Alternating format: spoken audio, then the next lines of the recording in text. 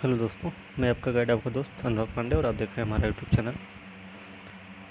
Perfection IAS का test चल रहा है जो कि बीपीएससी 67 प्री 8 मई को होने वाला है, उससे संबंधित टेस्ट है। और ये जो परफेक्शन आईएएस का टेस्ट नंबर 6 है, ये आपके आधुनिक भारत के इतिहास से संबंधित है। कुल 150 प्रश्न हैं और इसमें इसके साथ में व्याख्या भी दी गई है। इंग्लिश मीडियम वाले भी इसको देख सकते हैं क्योंकि इसके बराबर में हिंदी और इंग्लिश दोनों साथ में ही दिए गए हैं, लेकिन हम हिंदी मीडियम में पढ़ेंगे, उसको हिंदी वाला पढ़ेंगे, इंग्लिश वाला आप लोग देख सकते हैं खुद। और इसका से जो उत्तर हिंदी में होगा वही इंग्लिश में भी होगा। तो फिलहाल हो सकता है कि पेपर कंप्लीट करें इसी वीडियो में, या हो सकता है दूसरी वीडियो बनानी पड़े हमें, तो जैसा भी होगा उस समय देख के हम करेंगे। फिलहाल शुरू करेंगे हम पहला प्रश्न जो कि है 1833 के चार्टर अधिनियम के संबंध में निम्नलिखित में से कौन सा कथन सत्य है।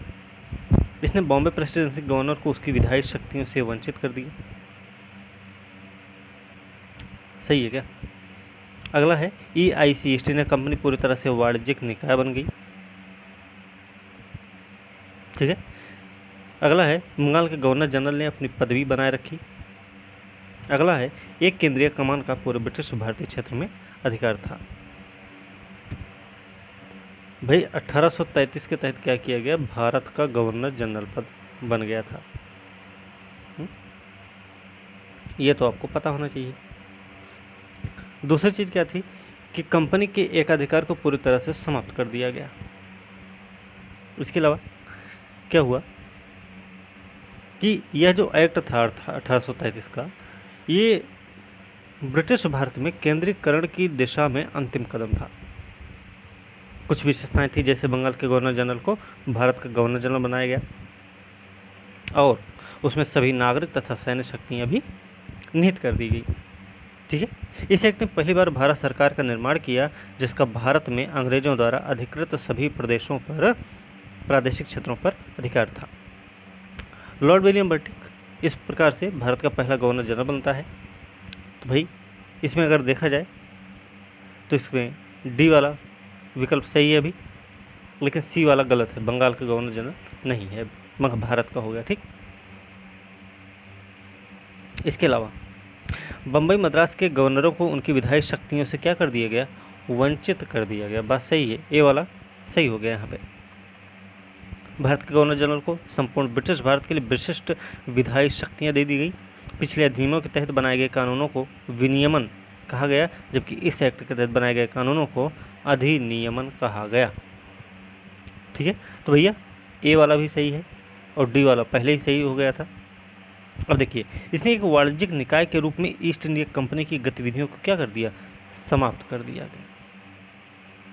ठीक है। गतिविधियों को EIC विशुद्ध रूप से प्रशासनिक निकाय बन गई, वाणिज्यिक निकाय नहीं बनी, लेकिन प्रशासनिक निकाय बनी। तो इसमें सही कौन सा है? ए सही है और डी भी सही, तो इसलिए इसका उत्तर ई हो जाएगा।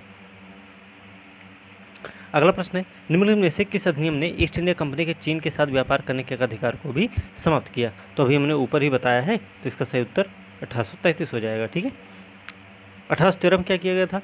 कंपनी के एकाधिकार को समाप्त तो कर दिया गया था, लेकिन चीन के साथ और चाय का व्यापार पर एकाधिकार बना रहा ईस्ट इंडिया कंपनी का। लेकिन 1833 में आने के बाद क्या होता है? इन दोनों से भी इसका एकाधिकार बिल्कुल ख़त्म कर दिया जाता है। ठीक है। निदेशक मंडल का सृजन किया गया था। तो कब हुआ था भाई? देखो, बोर्ड ऑफ डायरेक्टर्स का गठन हुआ था 1773 के रेगुलेटिंग एक्ट के द्वारा। ठीक है ना। इसी एक्ट के द्वारा, याद रखना, कई बार प्रश्न पूछा गया कि 1773 के अधिनियम के द्वारा ही कलकत्ता में एक उच्च न्यायालय की स्थापना, बंगाल में एक उच्च न्यायालय की स्थापना की गई। लेकिन कब की गई? 1774 में जाकर। तो ये कुछ चीज़ें हमें ध्यान रखनी है इसमें। ठीक है। चलिए अगला प्रश्न देखते हैं। अब ये प्रश्न कई बार पूछा गया है, बच्चे सब लोग इसमें कन्फ्यूज भी हो जाते हैं। ठीक है। तो थोड़ा ध्यान रखना इसको। अगला प्रश्न है, किस अधिनियम द्वारा पहली बार कंपनी के वाणिज्यिक और राजनीतिक निकायों के बीच अंतर किया गया? तो भैया एक एक्ट आया था, Pitt's India act. Pitt's India act जो है ना, उस समय ब्रिटेन के प्रधानमंत्री थे विलियम पिट, उन्हीं के नाम पे पिट्स इंडिया एक्ट लाया था 1784 का। 1784 के पिट्स इंडिया एक्ट ने क्या किया कि इसने कंपनी के वाणिज्यिक और राजनीतिक कार्यों के बीच में अंतर कर दिया। तो निदेशक मंडल को काम दिया गया कौन सा, वाणिज्यिक वाला, और बोर्ड ऑफ कंट्रोल जो नियंत्रक मंडल था उसको क्या दिया गया, उसको दिया गया राजनीतिक मामला। ठीक है, तो इसका मतलब इसका सही उत्तर हो जाएगा 1784, है ना। तो ध्यान रखना, वाणिज्यिक काम किसको दिया गया है और राजनीतिक काम किसको दिया गया। वाणिज्यिक काम दिया गया भैया निदेशक मंडल को, राजनीतिक मामला दिया गया नियंत्रण मंडल को। दोनों को याद रखना, ये भी प्रश्न पूछा जाता है। अगला प्रश्न है, संविधान सभा का विचार पहली बार एम एन राय के द्वारा 1934 में, ठीक है ना, 1934 में सामने रखा गया था। इसका सही उत्तर क्या हो जाएगा, एम एन राय 1934।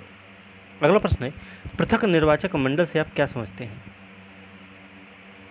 तो पृथक निर्वाचक मंडल क्या था भाई, कि किसी क्षेत्र, अगर देखा जाए इसमें जैसे कि पृथक निर्वाचक मंडल मामला क्या है कि देश या किसी क्षेत्र की मतदान करने वाली जो आबादी है ना, उसको धर्म, जाति, लिंग, व्यवसाय जैसे कुछ कारकों के आधार पर विभिन्न निर्वाचक मंडलों में विभाजित कर दिया जाता है। इसमें प्रत्येक निर्वाचक मंडल के सदस्य केवल अपने निर्वाचक मंडल के लिए प्रतिनिधियों के निर्वाचन के लिए मतदान करते हैं। यही है पृथक निर्वाचक मंडल का मतलब। ठीक है, तो इसका सही उत्तर क्या हो जाएगा, ए हो जाएगा। बस समझ रहे हैं ना, 2 बार आया था, एक तो 1909 में आया था, फिर 1919 में इसका विस्तार किया गया था, तो ये भी हमें याद रखना है। ठीक है, अगला प्रश्न है, 1932 में भी हुआ था, अछूतों के लिए था। 1919 में सबको शामिल किया गया, लेकिन 1909 में क्या हुआ, सिर्फ और सिर्फ मुसलमानों के लिए था वो।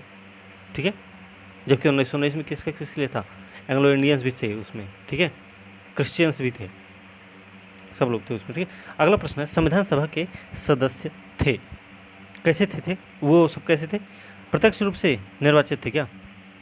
देखिए क्या है ना कि जो संविधान सभा के सदस्य लोग थे, संविधान सभा का गठन का वो पहला प्रश्न बनता है कि कैबिनेट मिशन योजना के आधार पर बनाया गया। कब, नवंबर 1946 में। कैबिनेट मिशन के कुछ प्रस्ताव भी रहे हैं कि प्रत्येक समुदाय के प्रतिनिधियों को प्रांतीय विधानसभा में उक्त समुदाय के सदस्यों द्वारा चुना जाना था और मतदान एकल हस्तांतरणीय मत के माध्यम से आनुपातिक प्रतिनिधित्व की विधि से होना था।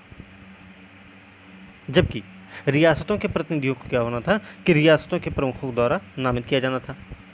कुल मिलाकर हम कह सकते हैं कि भारतीय संविधान सभा जो थी ना, वो आंशिक रूप से निर्वाचित भी थी और आंशिक रूप से नामांकित भी थी, ये कहा जाता है।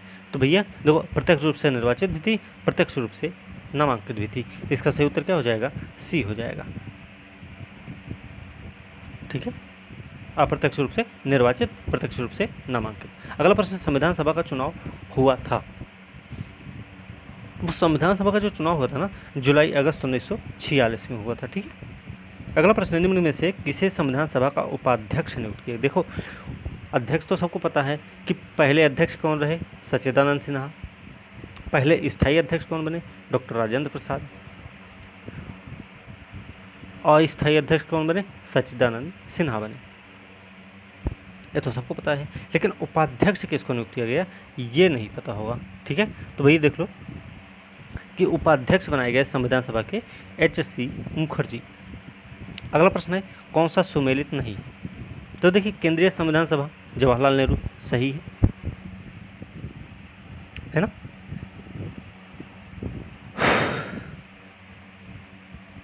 अल्पसंख्यक उप समिति कौन थी, BR अम्बेडकर नहीं, गलत है, तो सुमेलित नहीं पूछा गया ना, तो एक तो गलत हो गया। संचालन समिति के थे कौन थे भाई, देखिए अगर देखा जाए ना कि इसे केंद्रीय संविधान समिति के जवाहरलाल नेहरू हैं। ठीक है, और प्रांतीय संविधान समिति के सरदार पटेल हैं। संचालन समिति के डॉक्टर राजेंद्र प्रसाद हैं। अल्पसंख्यक उप समिति के जो अध्यक्ष थे ना, उनका नाम था HC मुखर्जी। लेकिन एक और समिति बनी थी जिसके अंतर्गत ये 2 उप समितियाँ बनाई गई थी। एक मूलाधिकार वाली उप समिति थी, एक अल्पसंख्यक वाली उप समिति थी। ठीक है, तो जो समिति थी ना, अल्पसंख्यक मूलाधिकार वाली समिति जो थी, उसके अध्यक्ष थे डॉक्टर ये सरदार वल्लभ भाई पटेल। लेकिन मूलाधिकार वाली जो उप समिति थी उसके अध्यक्ष कौन थे, ये आपके लिए प्रश्न बन सकता है। तो इसका आप बताएंगे इसका सही उत्तर क्या हो जाएगा। ठीक है, मूलाधिकार उप समिति वाली। अच्छा, देख लेते हैं थोड़ी समिति। प्रक्रिया संबंधी नियम समिति के अध्यक्ष थे डॉक्टर राजेंद्र प्रसाद। वार्ता समिति के थे जवाहरलाल नेहरू। संघ शक्ति समिति के थे जवाहरलाल नेहरू। प्रारूप समिति के डॉक्टर बी.आर. अम्बेडकर। मूल अधिकारों पर जो उप समिति बनाई गई थी, ये आप ना बताएं तो हम ही बता देते हैं, जे.बी. कृपलानी थे। ठीक है, तो ये थोड़ा सा याद रखना है। इसका सही उत्तर हो जाएगा सी, क्योंकि पूछा गया सुमेलित नहीं है।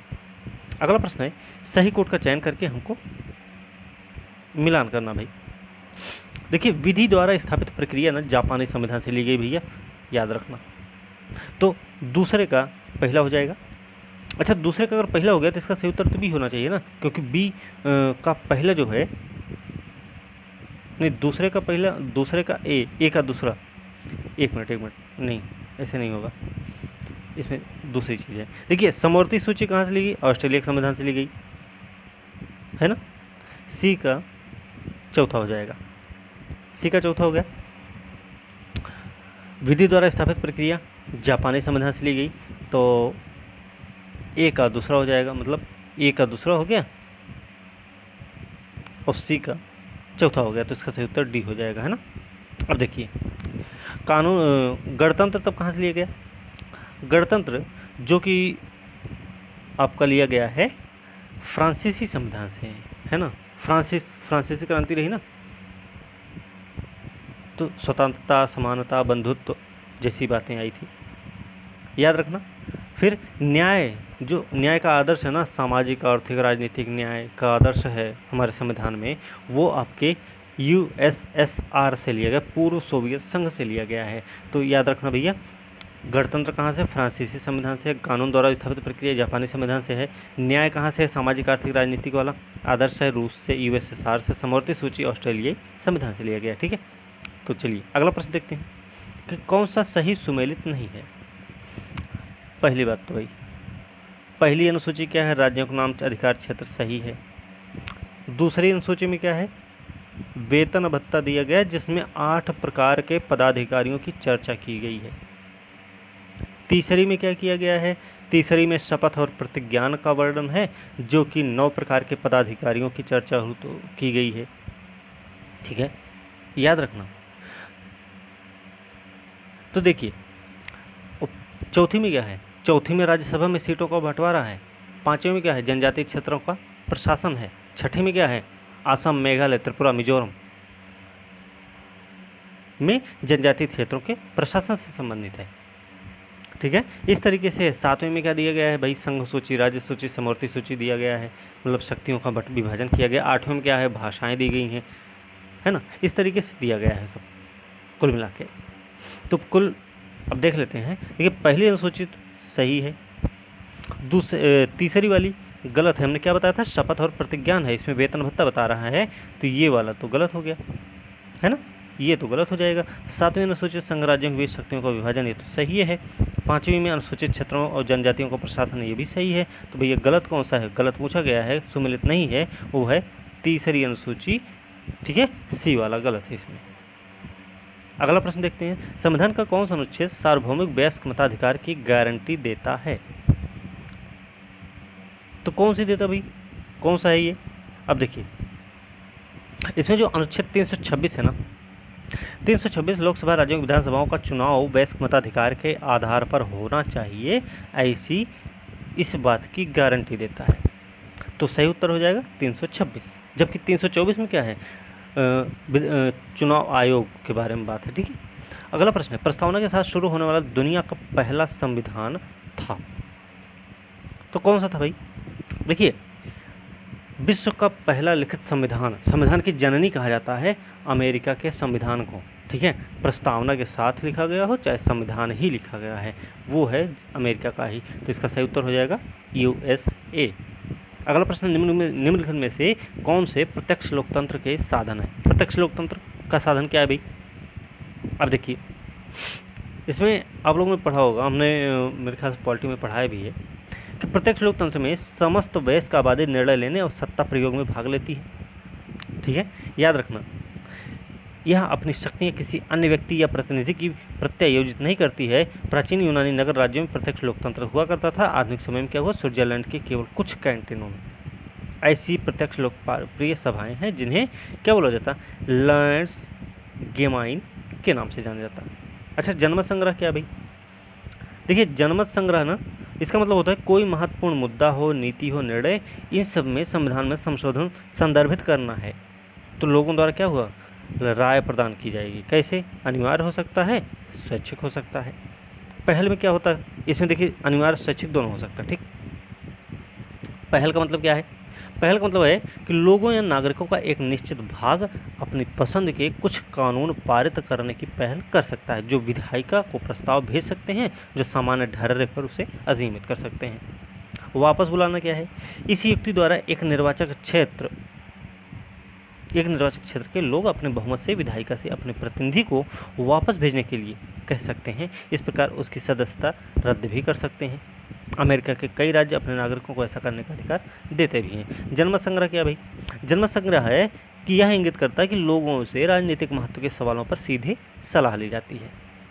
तो देख लीजिए, तो प्रत्यायोजित भागीदारी अप्रत्यक्ष लोकतंत्र का साधन है, ना कि प्रत्यक्ष लोकतंत्र का।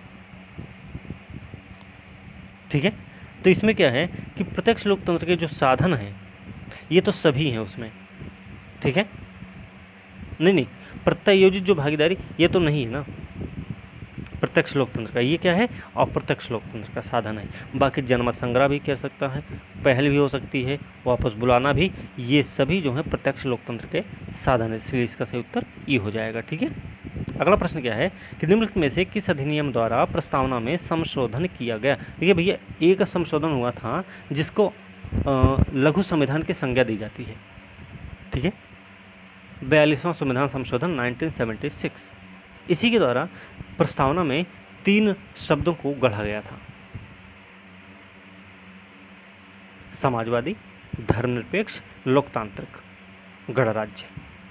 इन्हीं 3 शब्दों को गढ़ा गया था और इन 3 शब्दों के बारे में पूछा भी जाता, कई बार पेपर में पूछा गया है, तो याद रखना 42वां संविधान संशोधन 1976। अगला प्रश्न है, निम्न में से कौन से भारतीय संविधान में भ्रातृत्व को बढ़ावा देने का साधन है? भ्रातृत्व को बढ़ावा देने का साधन क्या है? एकल नागरिकता, मूल कर्तव्य, मूल अधिकार, भाईचारे की भावना। तो भाईचारे की भावना जो है ना, ये तो बिल्कुल है ही है, इसमें कोई दो राय नहीं है कि नहीं है भाईचारे की।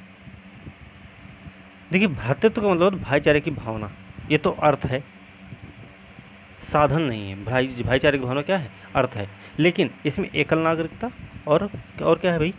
और है इसमें मूल कर्तव्य। ये दोनों ऐसे हैं जो भ्रातृत्व को बढ़ावा देने के साधन के रूप में माने जाते हैं। तो इसका सही उत्तर क्या हो जाएगा? ए, बी भी सही है और सी भी सही, इसका सही उत्तर ई हो जाएगा।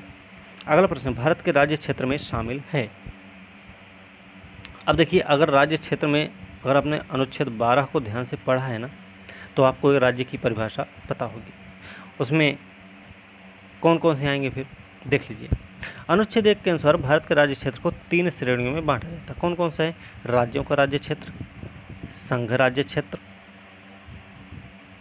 है ना, राज्यों का राज्य क्षेत्र, संघ राज्य क्षेत्र, और ऐसे क्षेत्र जो किसी भी समय भारत सरकार द्वारा अधिग्रहित किए जा सकते हैं, जैसे कि बांग्लादेश के साथ अभी लास्ट में हुआ है, पुडुचेरी को मिलाया गया, गोवा, दमन दीव, दादरा नगर हवेली को भी मिलाया गया।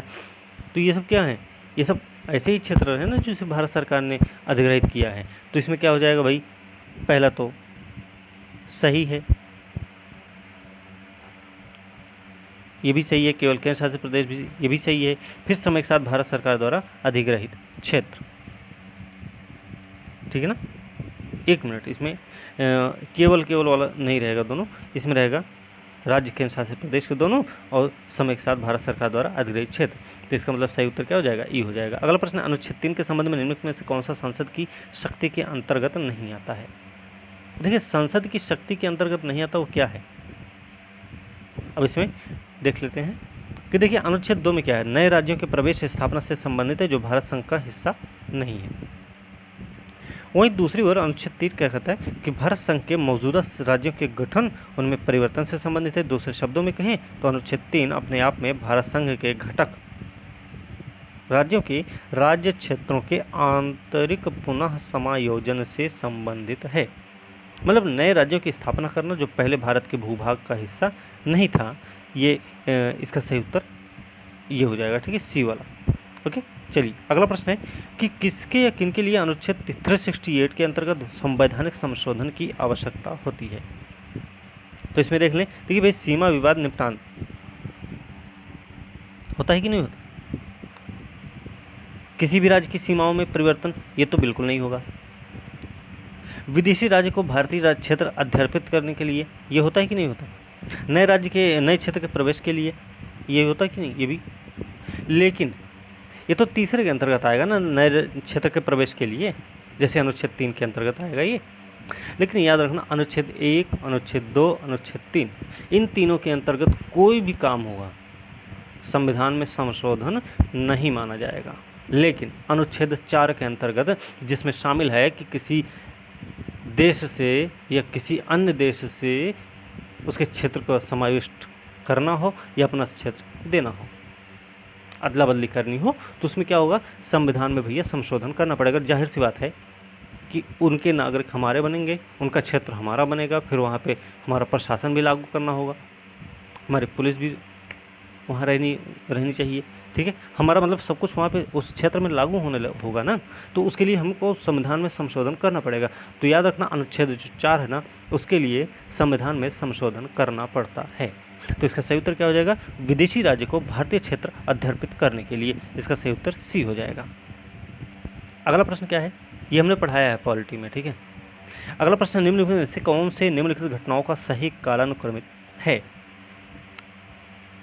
तो हैदराबाद का विलय है, जूनागढ़ का विलय है, कश्मीर का विलय है। देख लेते हैं फिर। 26 अक्टूबर 1947 को जम्मू कश्मीर के जो शासक रहे रियासत के, महाराजा हरि सिंह हैं, उनको एक ये अंगीकार पत्र है, ठीक है, जिसे भारतीय स्वतंत्रता अधिनियम 1947 के प्रावधानों के तहत निष्पादित करके महाराजा हरि सिंह ने भारत आदि राज्य में जम्मू कश्मीर रियासत का विलय स्वीकार करने पर सहमति व्यक्त की थी। फिर उसके बाद जूनागढ़ का विलय होता है। कब होता भाई, याद रखना तारीख है 20 फरवरी 1948। इसमें क्या होता है कि जो लोग मतलब हैं सभी, इसमें मतलब 99.95% आबादी ने भारत में शामिल होने के पक्ष में मतदान किया था जूनागढ़ में, ठीक है, जनमत संग्रह के आधार पर किया गया था जूनागढ़ का विलय। अच्छा, हैदराबाद में क्या हुआ कि कम्युनिस्ट राज्य की स्थापना होने और उग्रवादी रजाकारों के उदय के डर से भारत में गंभीर आर्थिक नाकेबंदी के बाद 1948 के सितंबर में, अब देखिए फरवरी 1948 में जूनागढ़ का हुआ है और सितंबर 1948 में हैदराबाद का होगा, ठीक है। तो भाई इस तरीके से क्या हो जाएगा, सबसे पहले कश्मीर का हो जाएगा, तो पहले 3 आएगा, फिर आएगा जूनागढ़, फिर आएगा हैदराबाद। तो 3, 2, 1, इसका सही उत्तर सी हो जाएगा। अगला प्रश्न है, फजल अली आयोग के संबंध में निम्नलिखित कथन में कौन सा सही नहीं है। फजल अली आयोग है, इसके बारे में पता होना चाहिए आपको कि आंध्र प्रदेश का निर्माण ना इसी समिति की अनुशंसा के आधार पर किया गया था, ठीक है। अब देखिए, आंध्र राज्य के निर्माण ने भाषाई आधार पर राज्यों के निर्माण की अन्य क्षेत्रों की मांग को तेज कर दिया था। इसने भारत सरकार को इस पूरे सवाल की फिर से जांच करने के लिए फजल अली की अध्यक्षता में 3 सदस्यीय राज्य पुनर्गठन आयोग दिसंबर 1953 में नियुक्ति की गई, ठीक है। इसके अन्य 2 सदस्य जो थे उनका नाम क्या था, तो भैया नाम है KM पनिक्कर और हृदयनाथ कुंजरू, 2 सदस्य भी थे। इसने एक भाषा एक राज्य के सिद्धांत को से अस्वीकार कर दिया। इसने 4 प्रमुख कारकों की पहचान की, मतलब इन्होंने भाषाई आधार को नहीं माना, इन्होंने क्या माना, प्रशासनिक सुविधा को माना था, ठीक है। चलिए अब देख लेते हैं इनकी जो कुछ रही हैं सिफारिशें क्या रही कि देश की एकता और सुरक्षा का संरक्षण सुदृढ़ीकरण होना चाहिए, दूसरा है भाषाई और सांस्कृतिक एकरूपता। अच्छा, वित्तीय, आर्थिक और प्रशासनिक लिहाज भी होना चाहिए। प्रत्येक राज्य के साथ साथ पूरे राष्ट्र में लोगों के कल्याण की योजना और संवर्धन भी होना चाहिए। तो याद रखना भैया कि दिसंबर 1953 में नियुक्ति हुई थी। के एम पनिक्कर, हृदयनाथ गुर्जर इसके सदस्य भी थे। इसने केवल भाषा के आधार पर ये गलत हो जाएगा। इस आयोग की अनुशंसा पर राज्य पुनर्गठन आयोग अधिनियम 1956 पारित किया गया था। ए, बी और डी सही है, इसलिए इसका सही उत्तर ई हो जाएगा। ठीक है, क्या पूछा गया था, कौन सा कथन सही नहीं है? तो जो सही नहीं जब पूछा गया है तो इसका सही नहीं है जो, इसमें हो जाएगा सी। ओके, चलिए अगला प्रश्न देखते हैं। अगला प्रश्न है, नए राज्यों के गठन का सही कालानुक्रमिक क्रम क्या है? हमने अभी पिछली क्लास में ही लिखवा दिया था। तो देखिए इसमें जैसे हमने जो याद किया है कि गुना मतलब गुजरात और महाराष्ट्र एक साथ हो गए, गु से गुजरात हो गया, ना से नागालैंड हो गया, हा से हरियाणा हो गया। ठीक, नागालैंड, गुजरात, नागालैंड, हरियाणा। फिर उसके बाद क्या होगा? अब देखिए इसमें भी बीच में कुछ नहीं आ रहा ना, गुनाह के बीच में हिमाचल प्रदेश, मेघालय, मत्रि मतलब मणिपुर और त्रिपुरा, सिक्किम, मिजोरम, ऐसे ही है, अरुणाचल प्रदेश, गोवा, कर्नाटक। ठीक, फिर आएगा छत्तीसगढ़, उत्तराखंड, झारखंड, तेलंगाना। तो हम जो हिंदी में बनाए हैं, गुनाह हिमे मत्री सिमी अगोक छऊ जाते। ठीक है, इस तरीके से थोड़ा सा याद रखने में आसानी होगी, याद रखना थोड़ा सा भाई। ठीक है, तो इसमें देखिए भाई गुजरात सबसे पहले आ जाएगा, फिर हरियाणा आएगा, फिर आएगा सिक्किम 1 2 3, फिर आएगा 5, फिर आएगा 4। तो 1 2 3 5 4 इसका सही उत्तर बी हो जाएगा। ठीक है, अगला प्रश्न देखते हैं। फिर विदेशियों के अधिकार के संबंध में निम्नलिखित में से कौन सा कथन सत्य है? तो देख लेते भाई। देखिए सभी विदेशियों को, देखिए जो मूलाधिकार है, मूलाधिकार में 5 अनुच्छेदों को छोड़ दिया जाए ना, बाकी सारे अधिकार जो हैं विदेशियों को भी प्राप्त हैं, भारतीयों को भी प्राप्त हैं। जो भारतीय सिर्फ और भारतीयों को मिले हैं वो है अनुच्छेद 15, 16, 19, 29, 30। अल्पसंख्यक वाला 29, 30 मामला, 29, 30 अल्पसंख्यक तो हम यही के होंगे, तो ये सिर्फ भारतीयों के लिए है। 19 वाला भी सिर्फ भारतीय के लिए। 15, 16, 15 में क्या है, जात, लिंग, जन्म स्थान के आधार पर विभेद का प्रतिषेध होगा। 16 है अवसर की समानता की बात करते हैं। ठीक है, तो 15, 16, 19, 29, 30 ये अलग हैं।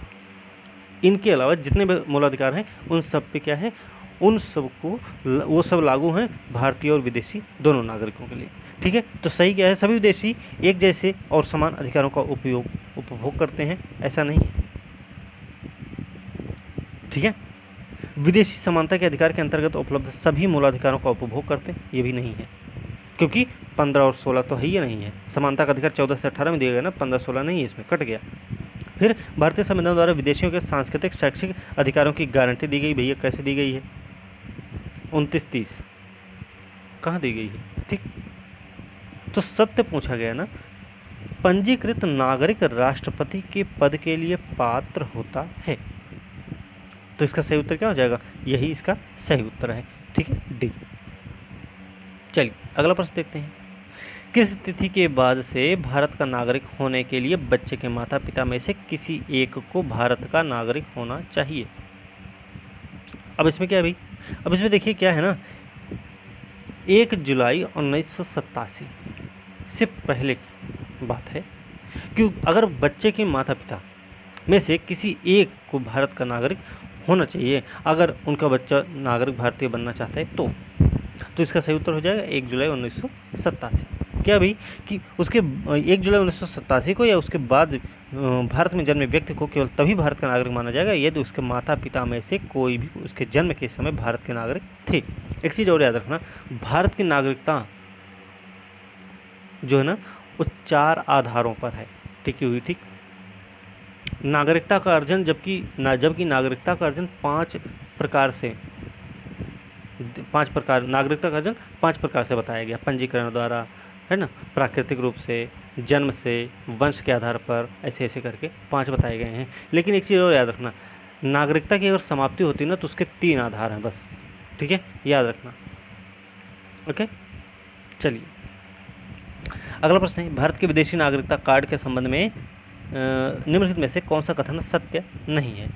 तो देख लेते भाई, किसी अन्य देश का नागरिक लेकिन जो संविधान लागू होने के समय भारत का नागरिक बनने के लिए पात्र था ओसीआई कार्ड के लिए आवेदन कर सकता, बात सही है।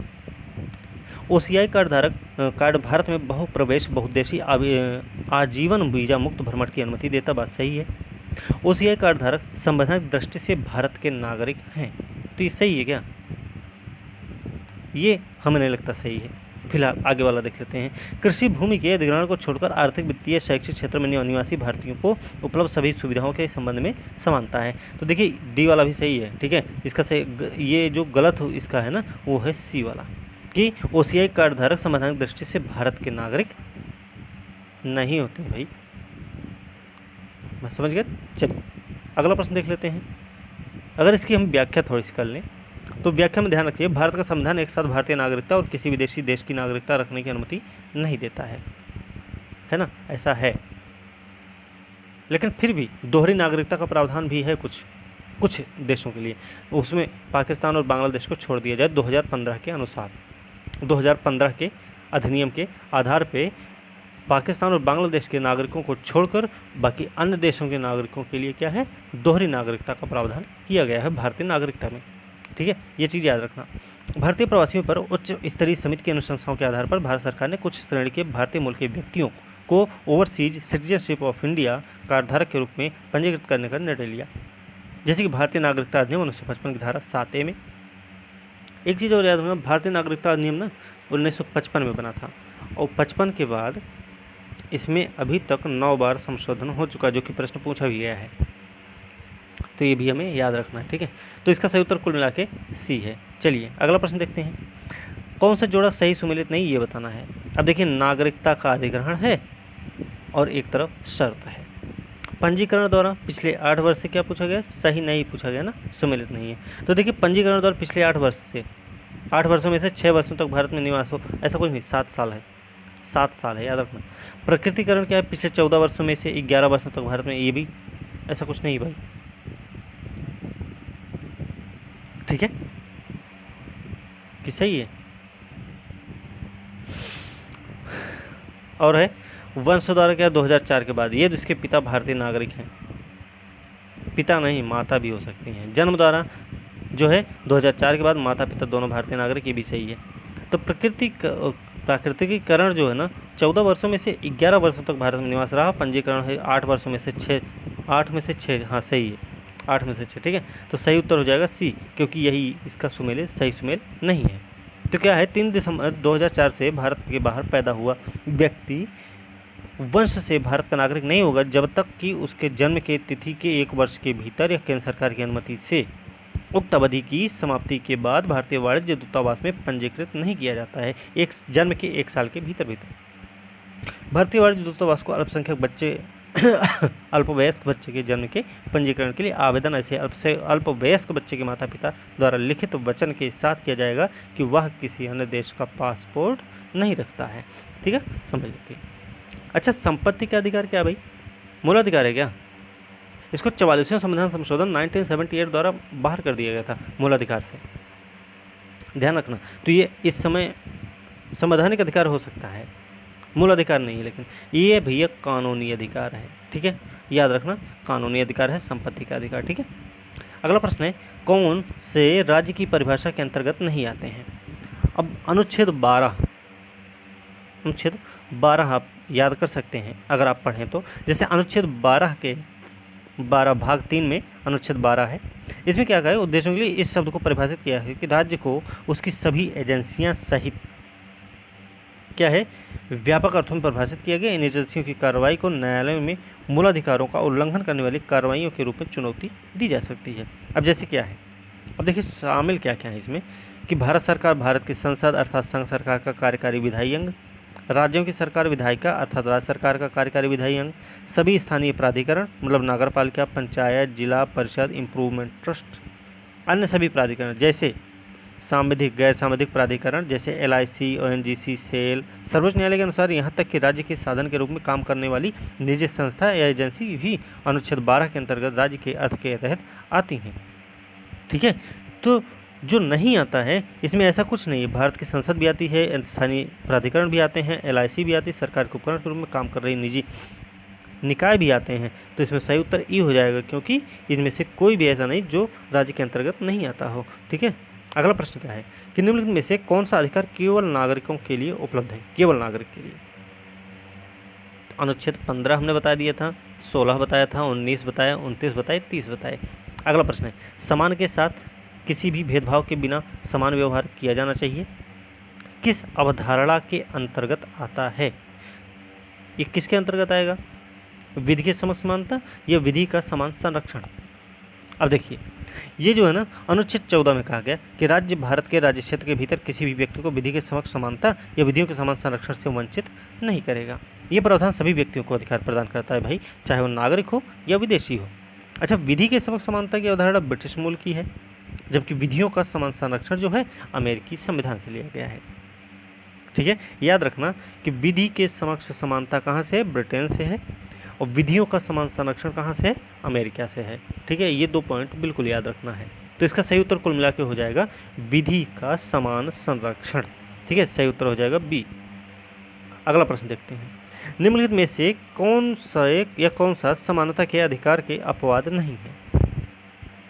अधिकार के अपवाद नहीं भाई, चलिए इसमें देखिए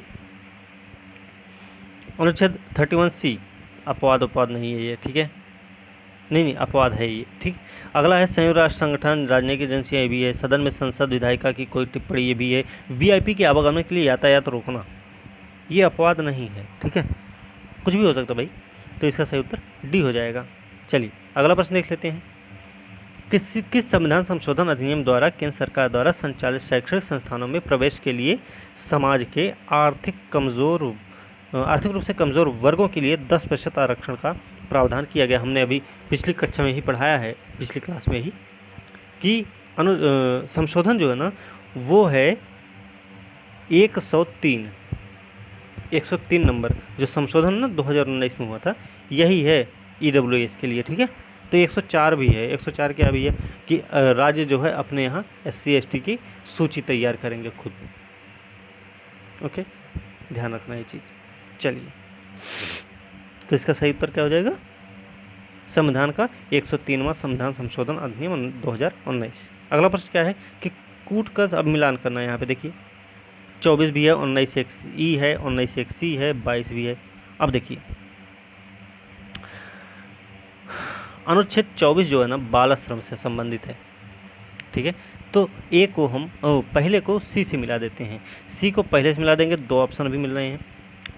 ठीक है, अनुच्छेद 22 क्या है? दंडात्मक निरोध की गारंटी देता है, तो अनुच्छेद 22 बी को चौथा से मिला देंगे, तो बी का चौथा हो जाएगा और सी का पहला हो जाएगा। अभी भी 2 ऑप्शन दिख रहे हैं। अनुच्छेद 1 ई है, अनुच्छेद 1 सी भी है। अब देखिए इसमें क्या होगा भाई, इसमें अगर देखा जाए ना अनुच्छेद 19(1)(c) क्या है? अनुच्छेद 19(1)(c) है कृषि सहकारी समितियों से संबंधित है। ठीक है, ई क्या है? ई है भैया निवास की स्वतंत्रता। तो इसका सही उत्तर क्या हो जाएगा? अब देखिए 24 को हमने सी का पहला हो जाएगा, सी का पहला हो गया और बी का चौथा हो गया। ये तो इसमें कोई डाउट नहीं। ए का तीसरा हो जाएगा, ए का हमने तीसरे से मिला दिया, तो इसका सही उत्तर क्या हो जाएगा? बी हो जाएगा ना। तो ए का तीसरा हो गया तो डी का दूसरा हो जाएगा, है ना, इसलिए सही उत्तर बी हो जाएगा। अगला प्रश्न देखते हैं, निचली अदालत को कोई आदेश या निर्णय देने से रोकने के लिए निम्नलिखित में से कौन सी रिट जारी की जाती है? भैया देखो क्या है कि उत्प्रेषण क्या है? उत्प्रेषण रिट याचिका होती है ना। अधिकार परीक्षा का मतलब क्या होता है? किस अधिकार से आप काम कर रहे हैं। परमादेश क्या है? हम आदेश देते हैं। प्रतिषेध क्या है? कि रोक लगाना है भाई, है ना। उत्प्रेषण क्या है? ठीक है, नहीं, प्रतिषेध का मतलब होता है ना काट छांट करना है। ठीक है, कि कार्रवाई जो लंबित कार्रवाई पड़ी ना उसको आगे बढ़ाना है, जल्दी जल्दी काम करना है। ठीक है, ये होता है। अच्छा, उत्प्रेषण में ये काम होता है कि निचली अदालत को कोई आदेश या निर्णय देने से रोकने के लिए ये रिट जारी की जाती है। सही उत्तर इसका ए हो जाएगा, उत्प्रेषण। अगला प्रश्न क्या है इसमें याद रखना एक पोस्टमार्टम शब्द आता है ना, तो अधिकार परीक्षा पोस्टमार्टम है, ठीक। अगला प्रश्न है कि उस अनुच्छेद के अंतर्गत संसद को सशस्त्र बलों के सदस्यों के मूलाधिकारों को प्रतिबंधित या निरस्त करने का अधिकार दिया गया है। किसके अंतर्गत दिया गया भाई? अब देखिए अनुच्छेद 33 है, क्या है ये कि संसद को सशस्त्र बल, अर्धसैनिक बल, पुलिस बल, आसूचना एजेंसी, अनुरूप बलों के सदस्यों के मूलाधिकारों को सीमित करने या समाप्त करने का अधिकार देता है। कौन? अनुच्छेद 33। तो इसका सही उत्तर क्या हो जाएगा? डी हो जाएगा। अगला प्रश्न क्या है निम्नलिखित में से किस विषय पर संसद न कि राज्य विधायिका को कानून बनाने की शक्ति देती है? कौन सा अनुच्छेद भाई? अब इसमें अगर देखा जाए तो देखिए अस्पृश्यता, बाल श्रम, अल्पसंख्यक संबंधी निर्देश, श्रम कानून। तो इसमें जो अस्पृश्यता वाला है ना, किसी राज्य, संघराज्य क्षेत्र या स्थानीय प्राधिकरण या अन्य प्राधिकरण में कुछ रोजगार नियुक्तियों के लिए एक शर्त के रूप में निवास निर्धारित करना है, यह अनुच्छेद 16 में दिया गया है, ठीक। उसके अलावा क्या है कि अच्छा देखिए एक मिनट, ऐसी इस तरीके से अस्पृश्यता इसका सही उत्तर होगा, ये आपको ध्यान रखना है, ठीक है। अब इसमें देखिए क्या है संसद के बारे में बात करें कि संसद को निम्नलिखित मामलों के संबंध में कानून बनाने की शक्ति है, ठीक है, कि निवास निर्धारित करना अनुच्छेद 16 है। सर्वोच्च न्यायालय, उच्च न्यायालय के अलावा अन्य न्यायालयों को मूलाधिकारों को लागू करने के लिए सभी प्रकार के निर्देश, आदेश, रिट जारी करने का अधिकार दिया जाता है अनुच्छेद 32 के तहत। सशस्त्र बल, पुलिस बल आदि के सदस्यों मूलाधिकारों का अनुप्रयोग सीमित, निरस्त कर दिया जाए अनुच्छेद 33 के तहत। किसी भी क्षेत्र में मार्शल लॉ के दौरान किए गए किसी भी कार्य के लिए किसी सरकारी कर्मचारी या किसी अन्य व्यक्ति की क्षतिपूर्ति करना भी इसमें शामिल होता है। फिर संसद को मूलाधिकारों के तहत अपराध घोषित किए गए कृत्यों के लिए दंड निर्धारित करने के लिए कानून बनाने की शक्ति है। इसमें अस्पृश्यता को शामिल करते हैं, मानव तस्करी, जबरन श्रम को भी शामिल करते हैं अनुच्छेद 23, ठीक है। तो ये चीज़ हमें ध्यान रखना है, इसका सही उत्तर अस्पृश्यता हो जाएगा। अगला प्रश्न निम्नलिखित में से कौन सा कथन सही है? तो कौन सा सही भाई? अनुच्छेद 31A अनुच्छेद 31B की तुलना में दायरे में व्यापक है। सही है क्या? गलत है, ठीक है। अनुच्छेद 31B 9वीं अनुसूची के अंतर्गत आता है, ये बात सही है, समझ रहे ना। अनुच्छेद 31 अनुच्छेद 14 विधि के समझ समानता, विधियों का समान संरक्षण और अनुच्छेद 19 भाषण, सभा, आवाजाही आदि के संबंध में 6 अधिकारों का संरक्षण द्वारा प्रदत्त मूलाधिकारों के उल्लंघन के आधार पर कानूनों की 5 श्रेणियों को चुनौती देने और अमान्य किए जाने से बचाता है। अनुच्छेद 31 और अनुच्छेद 14, ठीक है। तो कुल मिला के इसमें जो सत्य है वो है अनुच्छेद 31B 9वीं अनुसूची के अंतर्गत आता है। तो इसका सही उत्तर हो जाएगा बी, ठीक है। तो ये थोड़ा सा हमें ध्यान रखना है। चलिए अगला प्रश्न देखते हैं, ये पॉलिटी का पेपर है, ठीक है। अगला प्रश्न है निम्नलिखित में से किस अनुच्छेद का प्रवर्तन राष्ट्रीय आपातकाल के दौरान निलंबित नहीं होता है? देखिए भैया 20 और 21 ये निलंबित नहीं होते हैं दोनों, ठीक है। तो इसका सही उत्तर क्या हो जाएगा? ई हो जाएगा। याद रखना अनुच्छेद 358 के तहत अनुच्छेद 19 को खत्म किया जाता है, अनुच्छेद 359 के तहत बाकी बचे मूलाधिकारों को भी समाप्त किया जाता है, लेकिन 20 और 21 को छोड़कर। अगला प्रश्न है कि सही जोड़ा है, इसमें बताना कौन सा सही जोड़ा है भाई। देखिए 44वां संविधान संशोधन, 42वां, 86वां, 97वां, क्या क्या है इसमें अब देख लेते हैं। इसमें देखिए 44वां क्या है भाई? 44वां संविधान संशोधन है आय, दर्जा, सुविधा, अवसर में असमानता कम से कम करना है भाई, गरीबों को मुफ्त कानूनी सहायता देना है। सही है क्या? नहीं सही है, ठीक है। 42वां क्या किया गया है? 42वां देख लें तो बच्चों के स्वस्थ विकास का अवसर प्रदान करना है, जो कि अनुच्छेद 39 है, ठीक है। गरीबों को मुफ्त कानूनी सहायता भी देनी है 39A के तहत। उद्योगों के प्रबंधन में श्रमिकों की भागीदारी देखनी है अनुच्छेद 43A के तहत। पर्यावरण की रक्षा, सुधार करना, वनों वन्य जीवों की रक्षा करना है तो अनुच्छेद 48A के तहत है, ठीक। 86वां संविधान संशोधन क्या है? 86वां 2002 है, प्रारंभिक बचपन की देखभाल करना है, ठीक है। ये क्या है? सही है क्या? नहीं सही है भाई, राज्य सहकारी समितियां दिया गया तो गलत है। और एक है 97वां संविधान संशोधन जो प्रारंभिक बाल्यावस्था देखभाल दिया गया है, ये भी गलत है। तो हम 97 को मिलाएंगे राज्य सहकारी समिति से और 86 को लेके आएंगे प्रारंभिक बाल्यावस्था देखभाल पे। ठीक है, तो फिर सही सुमेलित कौन सा है? 42वां संविधान संशोधन। ठीक है, सही उत्तर बी हो जाएगा। अगला प्रश्न क्या है? अनुच्छेद 14-19 के अंतर्गत गारंटीकृत मूलाधिकार निम्नलिखित में से किस अनुच्छेद द्वारा गारंटीकृत DPSP मतलब राज्य के नीति निर्देशक तत्व के अधीन है? तो इसमें कौन सा होगा भाई? आप देखिए, मतलब क्या है? मतलब ये है कि निर्देशक सिद्धांतों को एक बार पुनः मूलाधिकारों का अधीनस्थ बना दिया गया, लेकिन अनुच्छेद 14 और अनुच्छेद 19 दो ऐसे हैं। प्रदत्त मूलाधिकारों को अनुच्छेद 39B और C में निर्दिष्ट निर्देशक सिद्धांतों का अधीनस्थ स्वीकार किया गया। किसको किसको? अनुच्छेद 14 को, अनुच्छेद 19 को। याद रखना, इसमें कोई अनुच्छेद ऐसा दिया भी नहीं गया।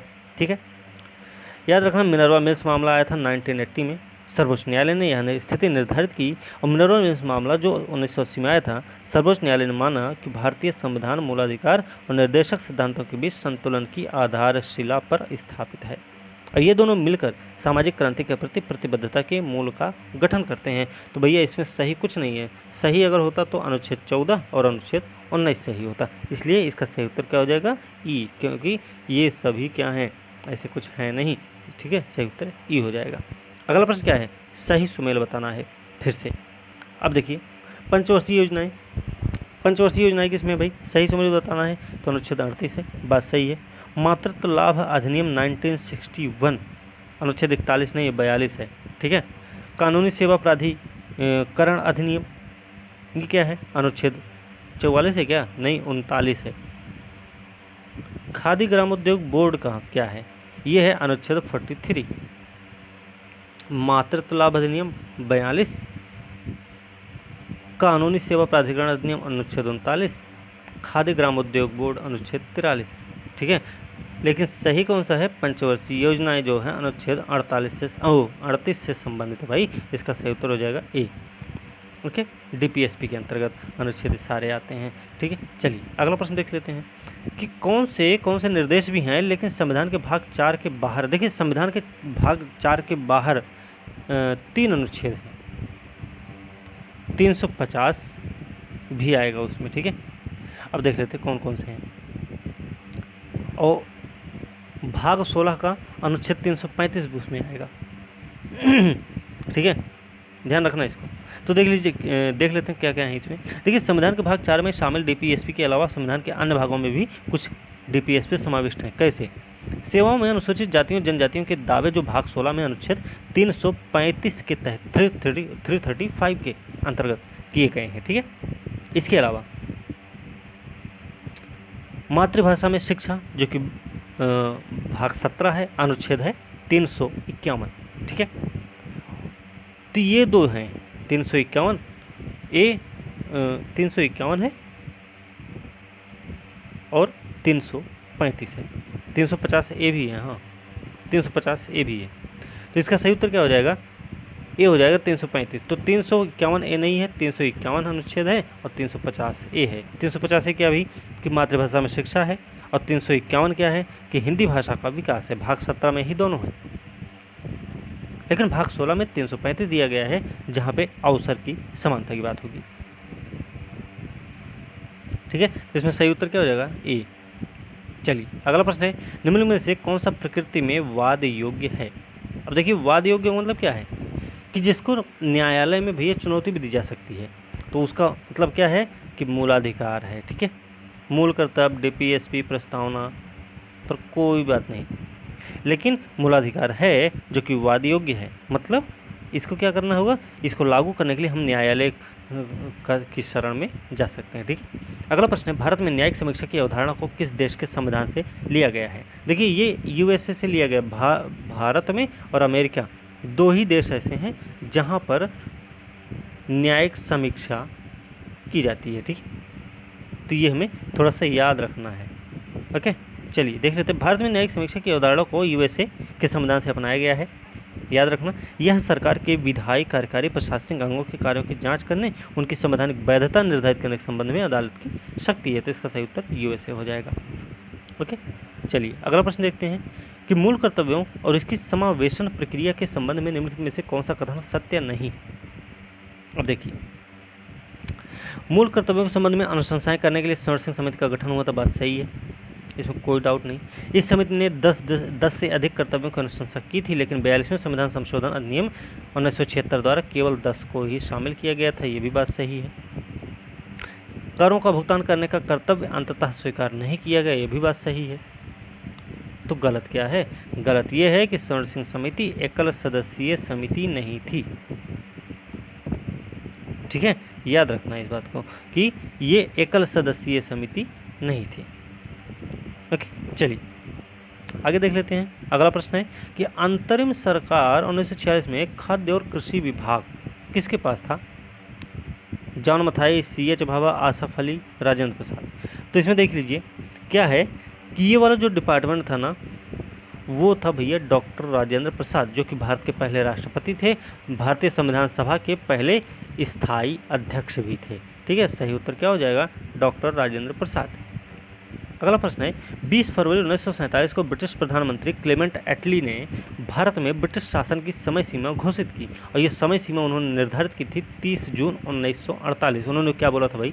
20 फरवरी 1947 को उन्होंने ये घोषणा कर दी थी कि हम 30 जून 1948 से पहले भारत को क्या करेंगे? भारतीयों को सौंप कर चले जाएंगे।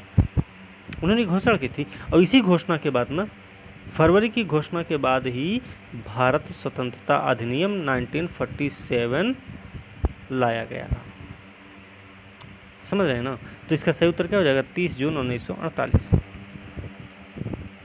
ओके, चलिए आगे देख लेते हैं। गवर्नर जनरल की कार्यकारी परिषद में किस अधिनियम के द्वारा विधि सदस्य को शामिल किया गया था? किसके तहत शामिल किया गया भैया? 1833 का चार्टर एक्ट था, ठीक है, जिसमें कंपनी के अधिकार को पूरी तरह से समाप्त कर दिया गया था, है ना? ध्यान रखिएगा थोड़ा सा। तो इसका सही उत्तर क्या हो जाएगा? 1833 है। इसमें क्या हुआ? 33 चार्टर गवर्नर जनरल की कार्यकारी परिषद में एक विधि सदस्य को शामिल किया गया, और लॉर्ड मैकाले बना था पहला विधि सदस्य हमारा। ठीक है, याद रखना। 35 में भारत के गवर्नर जनरल विलियम बेंटिक के कार्यकारी परिषद में विधि सदस्य के रूप में शामिल किए जाने वाले पहले सदस्य थे लॉर्ड मैकाले, नाम था उनका। भारत का पहला विधि सदस्य है लॉर्ड मैकाले। अगला प्रश्न है 42वें संविधान संशोधन अधिनियम 1976 द्वारा प्रस्तावना में कौन से शब्द जोड़े गए थे? तो समाजवादी जोड़ा गया, अखंडता भी जोड़ी गई,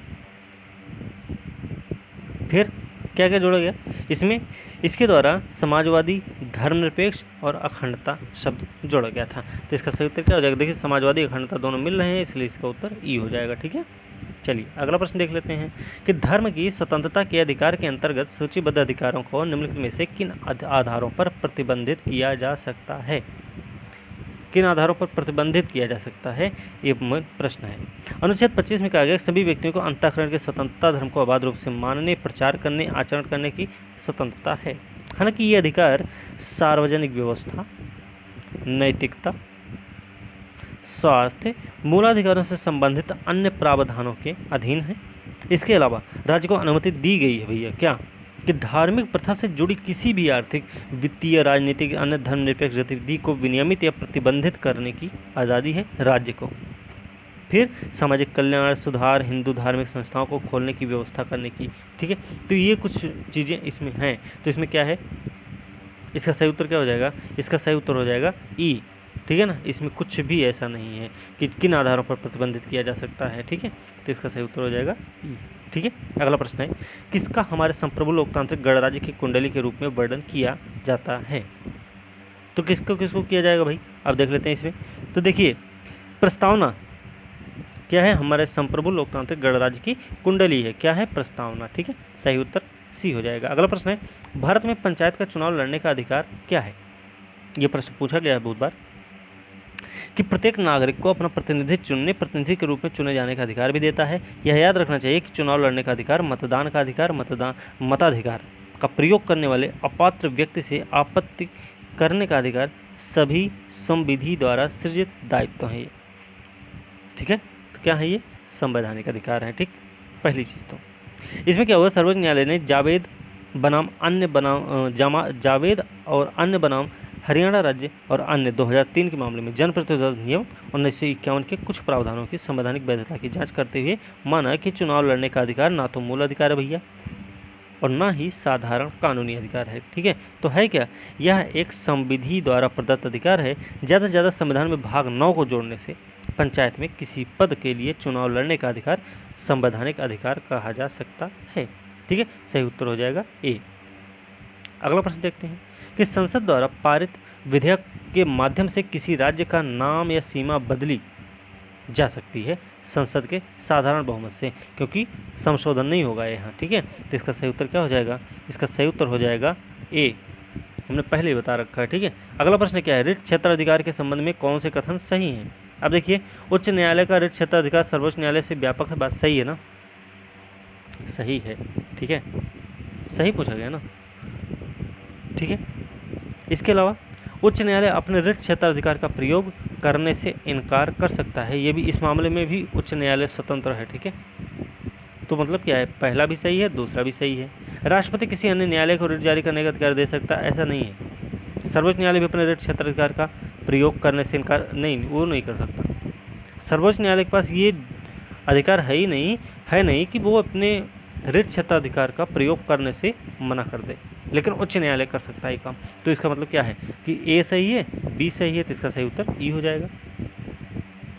अगला प्रश्न क्या है, निम्नलिखित में से कौन से संवैधानिक निकाय नहीं है। संवैधानिक निकाय, इसमें देखिए जीएसटी परिषद है क्या, राज्य लोक सेवा आयोग तो है ही, राज्य पिछड़ा वर्ग आयोग ये भी है क्या, देख लेते हैं। देखिए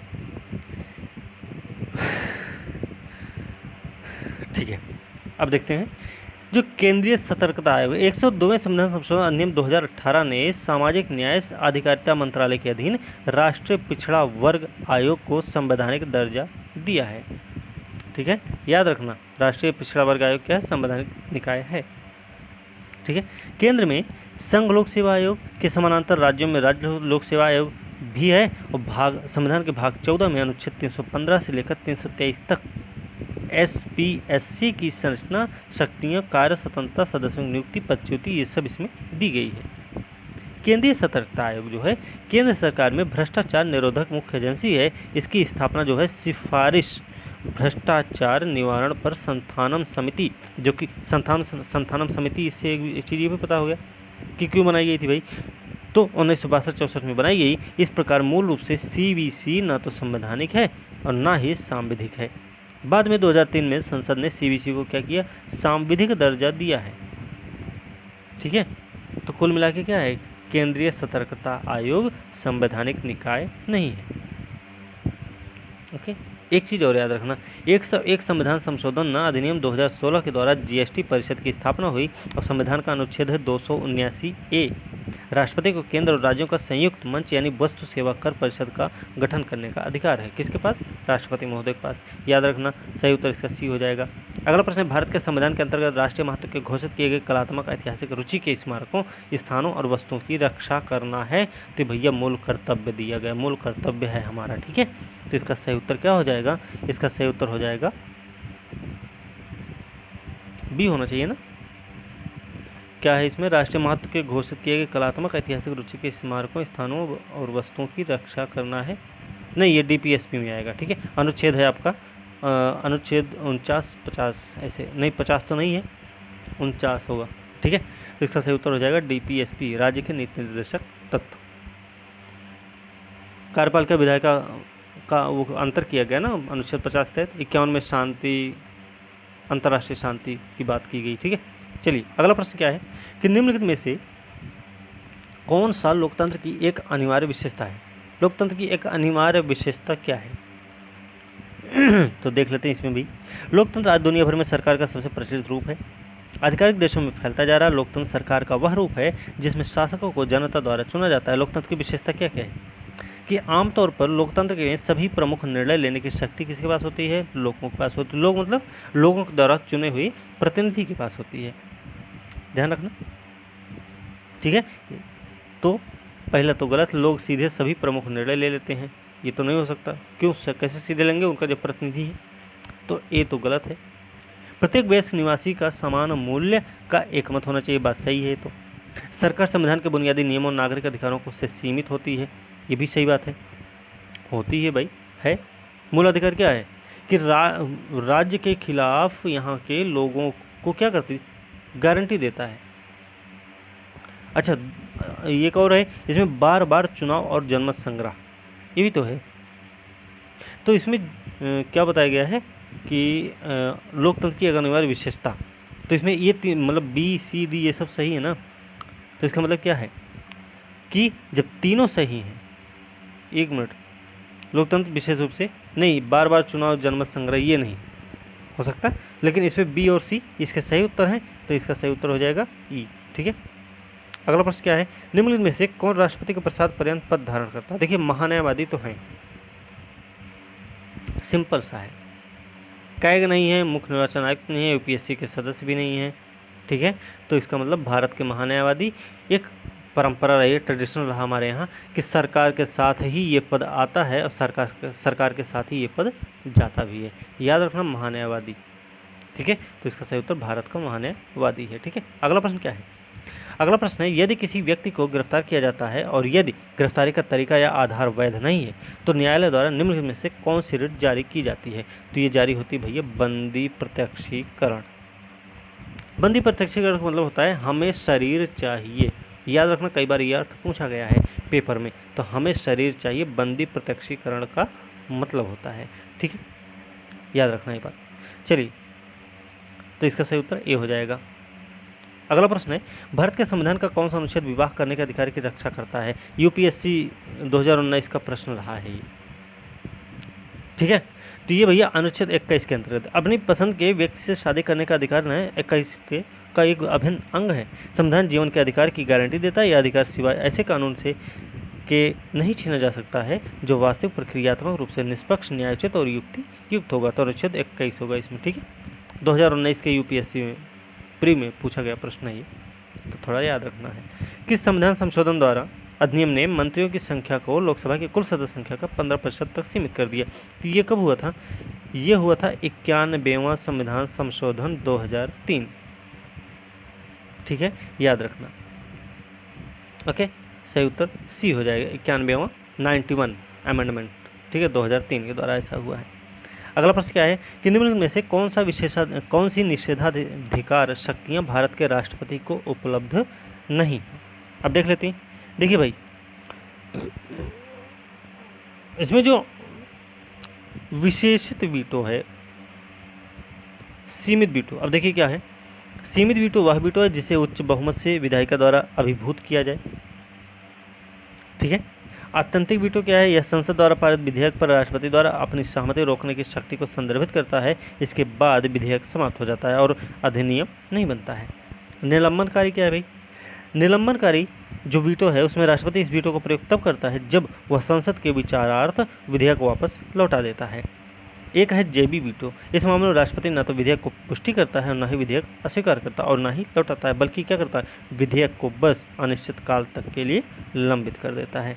इसका सही उत्तर क्या हो जाएगा, विशेषित निषेधाधिकार। अनुच्छेद 123 किससे संबंधित है, ये सबको पता होगा। अनुच्छेद 123, 213 अध्यादेश जारी करने की शक्ति है राष्ट्रपति की। ठीक है, सही उत्तर ए हो जाएगा। अगला प्रश्न क्या है कि भारत के संविधान के संदर्भ में युक्ति प्रतिपादन के लिए निम्नलिखित में से कौन सा सबसे उपयुक्त है। तो भाई देख लेते हैं कौन सा है।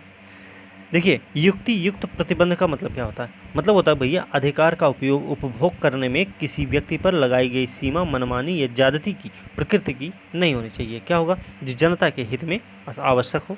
ठीक, इसका मतलब तो यही है। तो व्यक्ति के अधिकारों पर लगाई गई सीमाएं युक्ति युक्त प्रतिबंध के लिए सबसे उपयुक्त है। ठीक है, इसका सही उत्तर बी हो जाएगा। चलिए अगला प्रश्न देखते हैं। निम्नलिखित में से कौन से भारतीय संविधान की प्रस्तावना में वर्णित समानता के प्रकार हैं। समानता क्या भाई, भारतीय प्रस्तावना में सामाजिक भी है, राजनीतिक भी है ना। क्या क्या है इसमें, देखिए प्रस्तावना में ना प्रतिष्ठा है, अवसर की समानता है। ठीक है, सामाजिक, आर्थिक, राजनीतिक, न्याय की बात की गई है। सामाजिक, आर्थिक, राजनीतिक न्याय की बात की गई है, लेकिन अवसर और प्रतिष्ठा की समानता की बात की गई। तो अवसर होगा, प्रतिष्ठा हो जाएगा। 2 प्रकार के समानता की बात है, 3 प्रकार के न्याय की बात है, ठीक है। 5 प्रकार के अधिकारों की भी बात की गई प्रस्तावना में ही। विश्वास, अभिव्यक्ति, विचार, अभिव्यक्ति, विश्वास, धर्म, उपासना की स्वतंत्रता। प्रस्तावना में 5 अधिकार हैं। 3 प्रकार का न्याय है, सामाजिक, आर्थिक, राजनीतिक न्याय है, ठीक है। ये कुछ पॉइंट है, याद रखना। अगला प्रश्न है, संघ सूची के अंतर्गत निम्नलिखित में से किस विषय या किन विषयों का उल्लेख किया गया है संघ सूची के अंतर्गत? देख लेते हैं भाई। साइबर कानून, सार्वजनिक व्यवस्था, सार्वजनिक स्वास्थ्य, स्वच्छता, सट्टेबाजी, जुआ। संघ सूची के अंतर्गत ये सब नहीं आते हैं, ठीक है। इसका सही उत्तर क्या हो जाएगा? ई हो जाएगा। ओके, चलिए। अच्छा, एक प्रश्न आपसे अगर पूछ ले कि संघ सूची, राज्य सूची और समवर्ती सूची में कितने कितने विषय हैं वर्तमान में, ठीक है, ये आपके लिए प्रश्न होगा और इसका सही उत्तर आपको बताना भी होगा, ठीक है। चलिए, अगला प्रश्न क्या है, निम्नलिखित में से कौन सा असममित संघवाद की अवधारणा से संबंधित है? यह है क्या भाई? ऐसे प्रसंग में ये पाया जाता है जिसमें विभिन्न घटक राज्यों की शक्तियाँ अलग अलग होती हैं। एक राज्य को अन्य राज्यों की तुलना में काफ़ी अधिक स्वतंत्रता मिलती है, हालांकि उनका एक ही संवैधानिक दर्जा है। उपराज्यों के बीच शक्तियों का विभाजन सम्मित नहीं होता है। प्रसंग का असममित रूप 2 राज्यों के बीच और राज्य और केंद्र के बीच भी देखा जा सकता है, ठीक है। ये चीज़ हमें ध्यान रखनी है। मतलब संविधान में कुछ राज्यों के लिए विशेष प्रावधान जो है वही है असममित संघवाद। तो सही उत्तर हो जाएगा सी। अगला प्रश्न, भारतीय संविधान के अनुच्छेद 19 के अंतर्गत गारंटी के 6 अधिकार संरक्षित हैं। कौन कौन से भाई? अब केवल राज्य, न कि किसी व्यक्ति की कार्रवाई के खिलाफ, राज्य और निजी व्यक्ति दोनों की कार्रवाई के खिलाफ, केवल निजी व्यक्ति की कार्रवाई के खिलाफ, ना तो राज्य और ना ही निजी व्यक्तियों की कार्रवाई के खिलाफ, ना तो राज्य ना निजी व्यक्ति की कार्रवाई के खिलाफ। ये वाला तो भैया मुश्किल है ना, ये तो बिल्कुल मुश्किल है। केवल निजी व्यक्ति की कार्रवाई के खिलाफ, ये भी मुश्किल है। राज्य और निजी व्यक्ति दोनों की कार्रवाई के खिलाफ, ये भी मुश्किल है। लेकिन केवल राज्य, न कि निजी व्यक्ति की कार्रवाई के खिलाफ, राज्यों की कार्रवाई के खिलाफ, ऐसा है, ठीक है। इसका सही उत्तर हो जाएगा ए।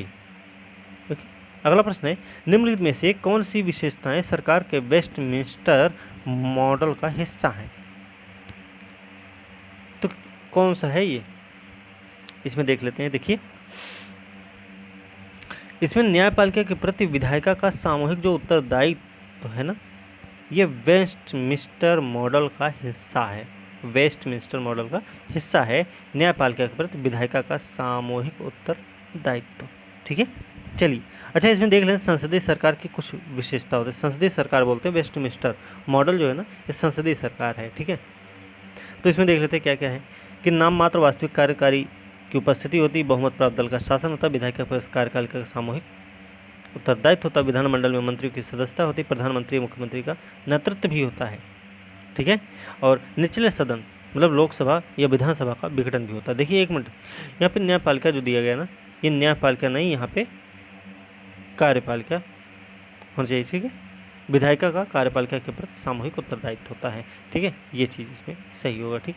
चलिए, फिलहाल उच्च सदन का विघटन कहीं नहीं होता, याद रखना। वैसे अगर इसका सही उत्तर देखा जाए वेस्टमिंस्टर मॉडल का ना, तो सही उत्तर इसका डी होना चाहिए, नाम मात्र और वास्तविक कार्यकारी की शक्ति है, ठीक है।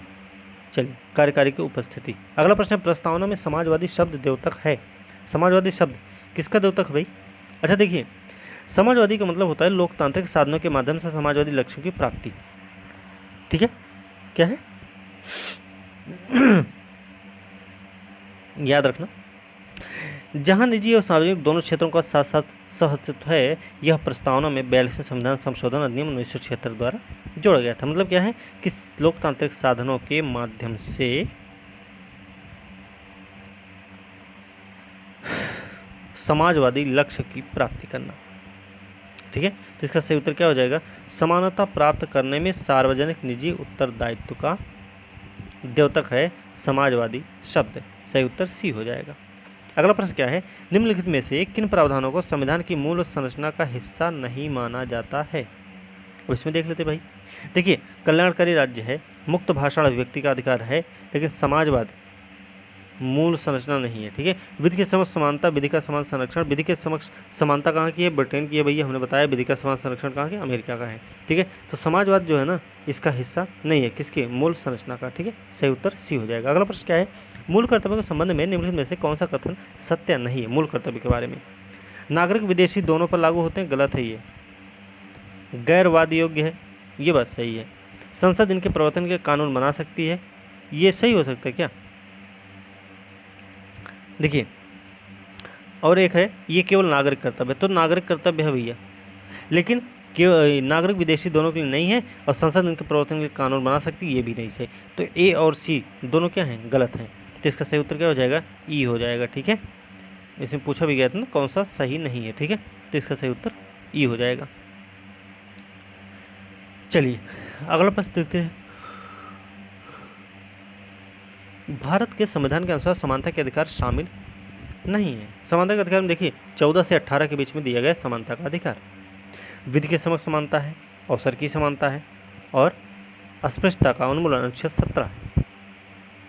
लेकिन आर्थिक समानता की बात इसमें नहीं है। ठीक है, याद रखना, आर्थिक समानता नहीं दी गई, तो इसका सही उत्तर डी हो जाएगा। ओके, चलिए अगला प्रश्न देखते हैं। निम्नलिखित में से किन श्रेणियों के लिए भारतीय संविधान के अनुच्छेद 15 के अंतर्गत विशेष प्रावधान किए गए हैं? किन श्रेणियों के लिए भारतीय संविधान के अनुच्छेद 15 के अंतर्गत विशेष प्रावधान किए गए हैं? तो जो विशेष प्रावधान है ना, वो किसके लिए हैं? देखिए, महिलाओं बच्चों के लिए हैं, शैक्षिक रूप से पिछड़े वर्गों के लिए, आर्थिक रूप से पिछड़े वर्गों के लिए हैं, और सामाजिक रूप से पिछड़े वर्गों के लिए। तो अनुच्छेद 15 इन सब के लिए प्रावधान करता है। जैसे सही उत्तर क्या हो जाएगा? ई हो जाएगा। ठीक है, और देखते हैं, वीडियो हो जाएगी लंबी, लग रहा है हमें इस वीडियो लंबी हो गई है। ठीक है, अभी आज 75 प्रश्न कर दिए हैं, अगली वीडियो जो होगी उसमें भी 75 प्रश्न करेंगे, मतलब 150 प्रश्न उसमें कंप्लीट हो जाएंगे। तो आज की वीडियो हम यहीं समाप्त करेंगे, अगली वीडियो के साथ कल मिलते हैं। तब तक के लिए धन्यवाद भैया। पढ़ते रहिए, मस्त रहिए, खुश रहिए, और अच्छा परफॉर्मेंस करिए अपने पेपर में, जिससे कि आपकी जो आगामी परीक्षा है उसमें आप आगे बढ़ें और मुख्य परीक्षा में भी बैठने का मौका मिले। ठीक है, तो इसी के साथ आज की वीडियो हम यहीं समाप्त करेंगे, अगली वीडियो के साथ कल मिलते हैं। तब तक के लिए धन्यवाद।